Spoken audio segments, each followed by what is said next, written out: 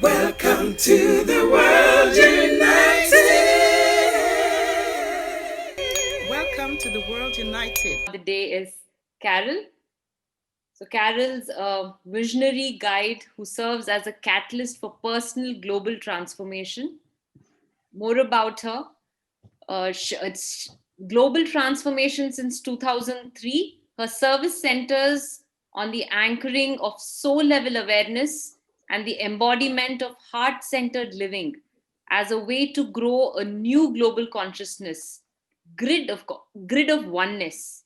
In 2009, she received a vision of anchoring light as global light centers. And after 10 years of working towards this vision, she founded two world service organizations to support the work: Sustainable Oneness, Spiritual Alliance, and Global Center for Planetary Awakening. She's the author of two books: Fear Not, My Child, and Follow Your Heart, Change the World. Thank you so much, Carol. Thanks for being a part of our speakers. And your topic for today is Global Governance in the Age of Oneness. Over to you, Carol. Oh, thank you so much. I so appreciate being invited into your circle. And, as I've been listening to each of the speakers, I feel that we really are already in this energetic bubble, I'm going to say, of oneness. It's so obvious to me that, in essence, we all want the same thing. We're all coming to this place of oneness, but from a different perspective. And to me, that's the embodiment of oneness. And in my life, I see energy, I feel energy. I'm going to say I lead by modeling oneness. We are a community of empaths, intuitives, interdimensional grid workers. And just this last weekend, we were down in Boone, North Carolina in the mountains. And we were doing a lot of meditation and deep listening. And what we discovered is this energy, it's a frequency, it's a primal hum. And this primal hum is a universal hum. And what I discovered is fear, which seems to be a prevailing frequency on this planet right now, has been for probably as long as we've ever existed as a human race. But what I experienced is this sort of, it was like a misty fog that kind of seeps into your bones. And yet at the same time, if you really pay attention, it's actually not a part of who we are.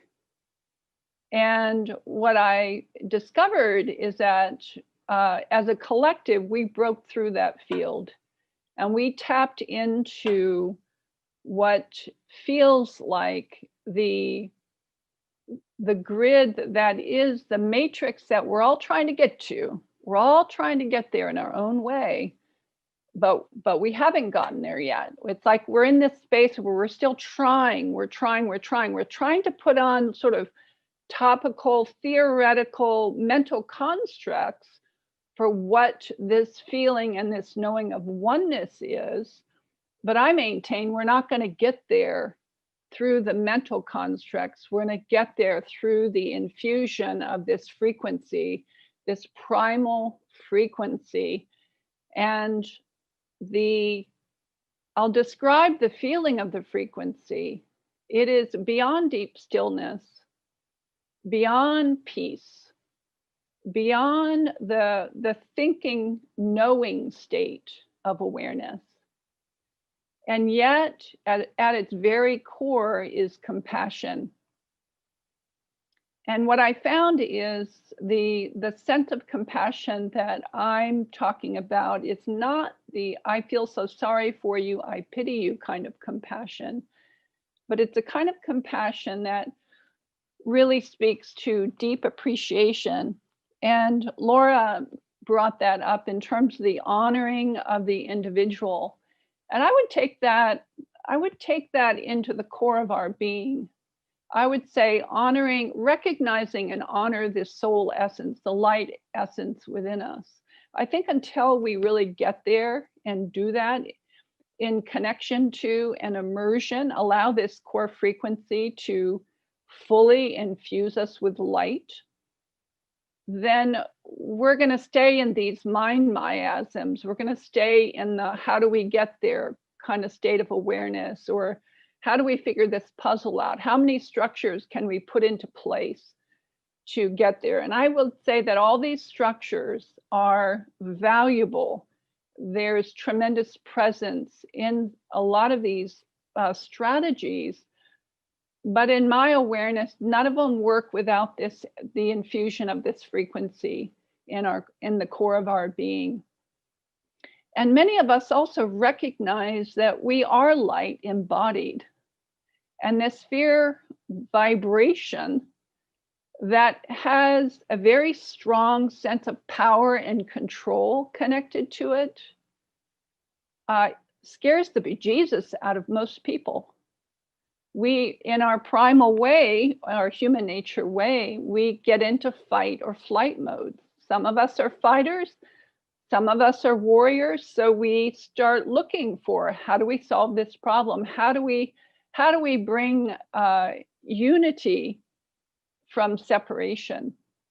Some of us retreat. Some of us come into this state of awareness that says, this is so overwhelming to me, this power and control frequency, then I'm just going to retreat inside myself. And a lot of, I think, spiritual aspirants are doing that and have been doing that for quite some time.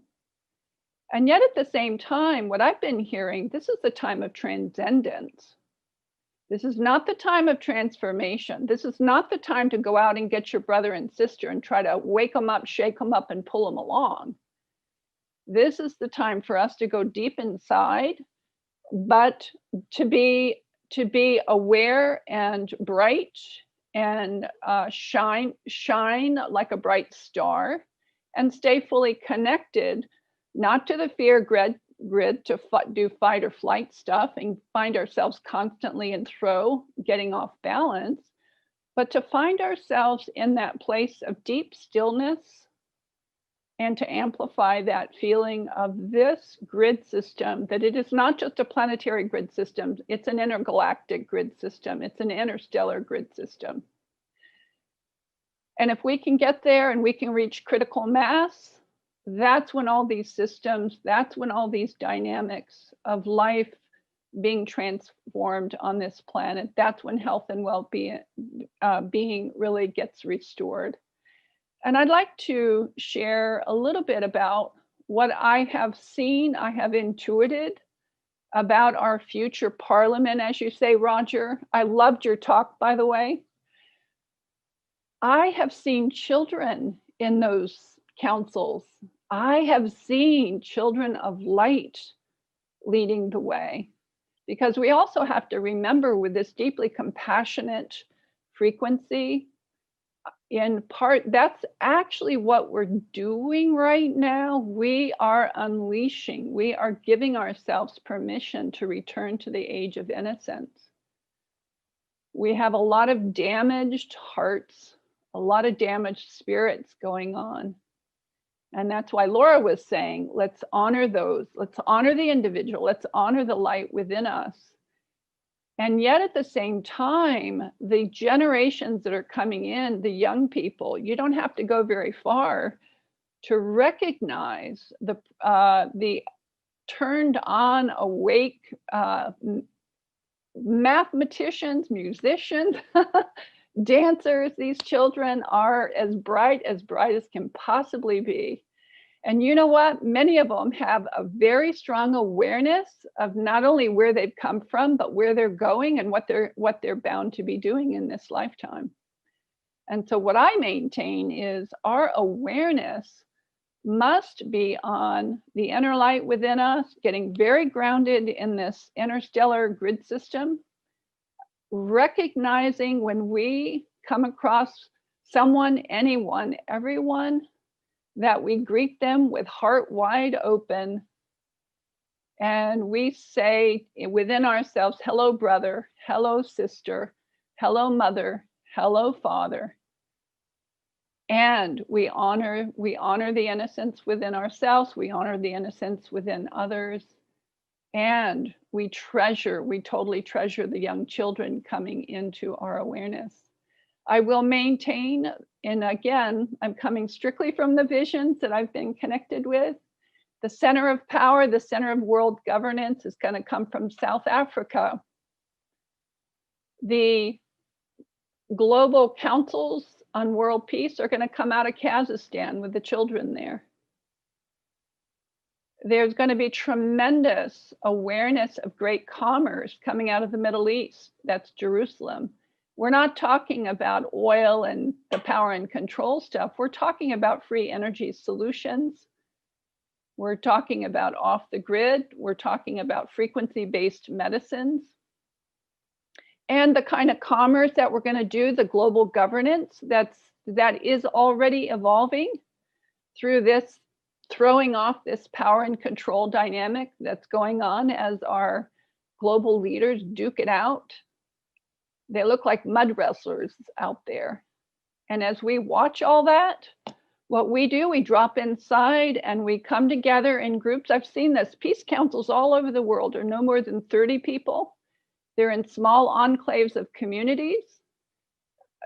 Our future judicial system is, you're out of sorts, you're out of alignment. Let us hold sacred space for you. Let us help you to feel yourself, to get yourself back into full alignment. And as Laura says, these communities are models already. They're already doing that. So they're giving us a model, a sense of how that can be done.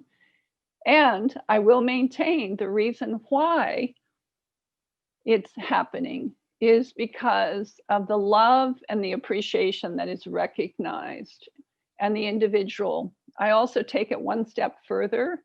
It is the inner light, the intuitive knowing that guides these peace councils, that guides these healing circles, that guide us toward increased health and well-being, the shifting of dis-ease in our bodies are transformed when we are surrounded by a loving community and we begin to recognize that there is an answer, there is a way to transform.